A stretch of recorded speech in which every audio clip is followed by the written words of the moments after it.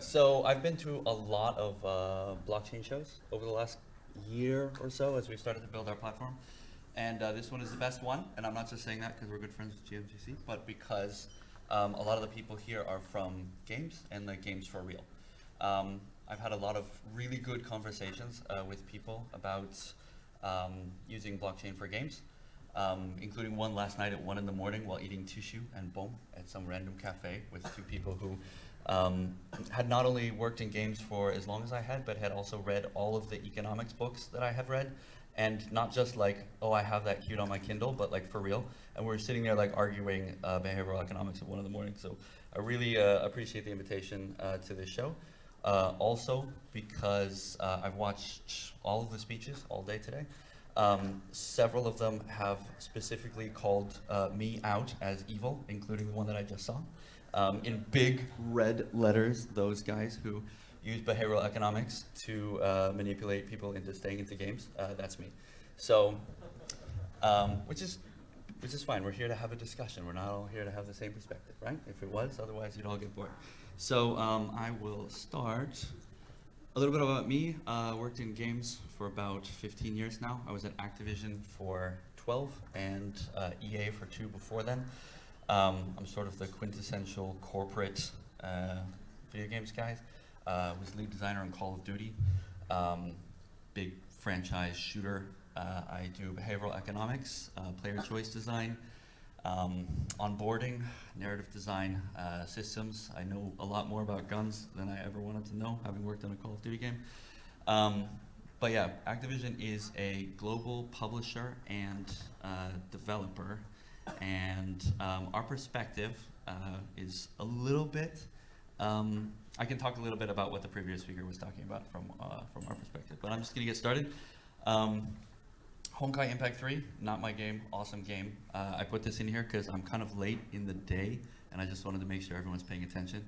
But it is a great game, very well operated, very good combat systems, highly recommend playing. I'm going to talk a little bit about how games are traditionally funded, especially given the fact that the game industry globalized very quickly. But did not build the financial structures which are used by many other industries with which to operate. One of the reasons why 99% of the game money is earned by 1% of the publishers is because 1% of the publishers are actually international corporations, and the rest of them are not. So they have reach. They have the ability to reach 4 billion people, and you don't. They have ability to repatriate money. They have the ability to run accounts in multiple territories. The ability to do marketing campaigns because they have an office in 100 different countries. Activision corporate home office has almost 5,000 employees, about 4,500 of which are in the marketing and distribution departments. The number of people working in games is quite less. Their goal is to create a very wide market for their international product. These kinds of systems are not currently built for the game industry. If I want to source my item, if I'm Walmart and I want to source from China, I don't go to 17 different conventions one by one. I find a sourcer in Hong Kong who knows the factories, has cameras in the factories, has pre-vetted them. I source. I use a company that professionally does this. Game industry has no such structures. It's very difficult to do international business as a game industry because we just don't have the support structures built yet. So a lot of these talks have been about using blockchain for B2C or C2C. And we're looking at B2B, which is sort of maybe the more traditional entry. But direct game investment is the current, basically only model. You either are invested by the company that will eventually publish you themselves, or you find some people to fund you. You promise them a percentage of the revenue. This kind of agreement is very difficult to do internationally. If I wanted to sign a contract with someone for 20% of the revenue from China, I need Chinese lawyers. I need to operate in the Chinese law system.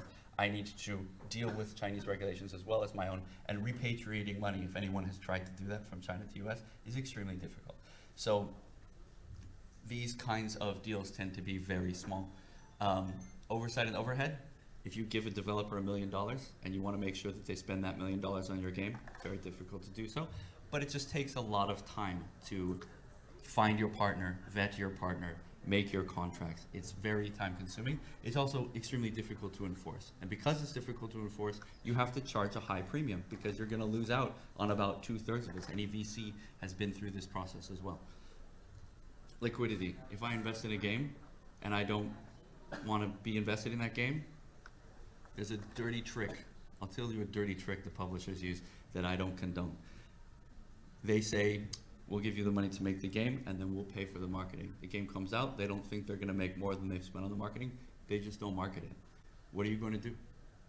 Right? They just let your game die. But your developer money comes from a percentage of the revenue that game is supposed to make, as well as for all of the other investors. It's not a deal that is favorable to any party. So, who's this guy? Anybody? Thales of Miletus, one of the 6 ancient Greek philosophers. He was the inventor of the slogan, if you're so smart, why aren't you rich? Unfortunately, it was used against him because he was a philosopher telling people about the new kinds of geometry and how to think about nature and science using logic instead of superstition. So when he was accused of that, he decided to invent the futures contract, basically pre-selling assets, and he pre-sold them to Aristotle. So the idea of pre-selling assets and then getting them back, does anyone work in futures market or commodities? Do we have any finance guys from futures or commodities? We actually do. We have one right here. It's been around for a long time. So traditional pre-sale of items, I'm actually going to talk a lot about the same thing that Chase just talked about. Traditional pre-sale is very crude. You go to Kickstarter, what are they going to give you? I buy my game early. They're going to give you a t-shirt, maybe, or your name in the credits, something that you don't really care about.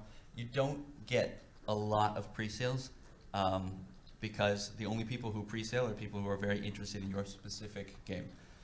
So, a lot of people here have been talking about item ownership by players.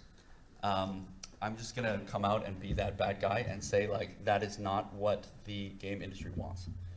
We want easy friction in to a game and very hard friction out. If you can sell all the stuff that you have in World of Warcraft, you will quit World of Warcraft because you have an out. If you're in a bad relationship and you own a house together, you're in trouble, right? You have friction to get out of your space. Our job is to give you sunk costs to keep you in our game.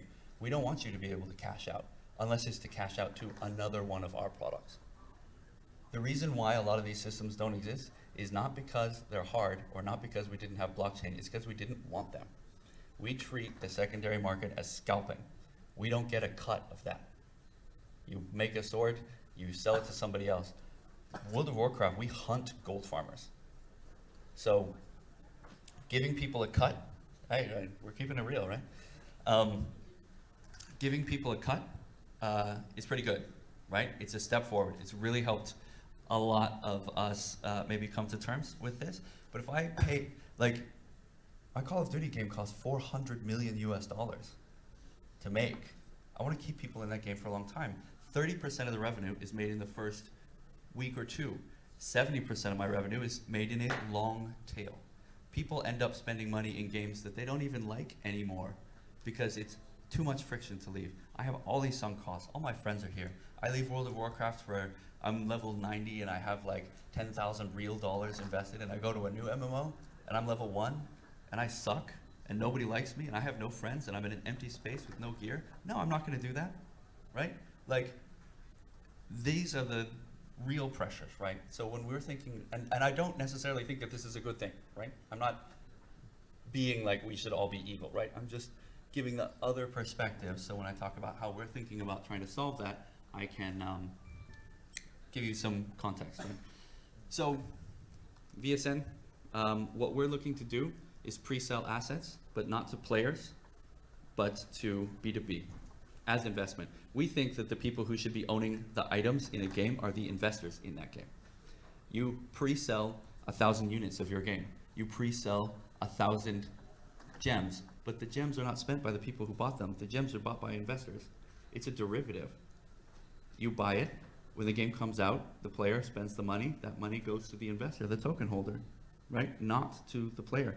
If we only rely on players, we will never gain the scale that we need in order to make a real change. I want Activision to be investing in games by pre-selling copies. And when you trade, you need a market. So we're building the marketplace. You pre-buy 1,000 copies of a game, or you pre-buy 1,000 swords. We make a B2B market where people can actually trade those. When you build an apartment building in Hong Kong, it's common to sell all of the apartments before you build the building, and then you use that revenue to build the building. Same example as he gave, right? Step 2, people sell their apartments before those apartments are built. You can make a profit before before that building even breaks ground, because it is commoditized that item. If I want people to invest in games, I have to heavily incentivize them. Right now, there's no incentives for people to join into a game. I want to use the common token incentive programs to get people, and by people, I mean large companies, to invest in more games, more variety of games, or games that are in one market and more easily be able to move to another. So what are my benefits of a thing? If you buy early, I give you an extra 10% tokens. When the game comes out, you will make a 10% return. These tokens, ERC-729, they're serial. They're sold in order. The first 1,000 copies are the first 1,000 tokens. If I buy early, I get paid back first. That is a very strong incentive to investors that is not available under any other regime that I know of. Flexibility, I can sell. I don't want that position. I can sell that out. I can sell it now before the game is finished.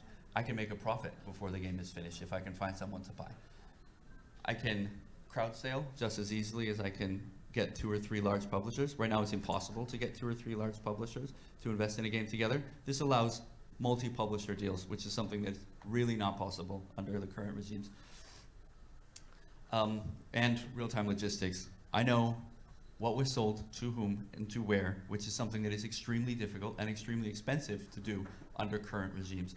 As an investor, I can actually know when and to whom these things were sold. I can get my market data, I can do my business intelligence, which is extremely difficult and extremely expensive, and is actually a business in and of itself. So using a token economy like this, I actually know a lot more about my business, and I'm able to do a lot more prediction.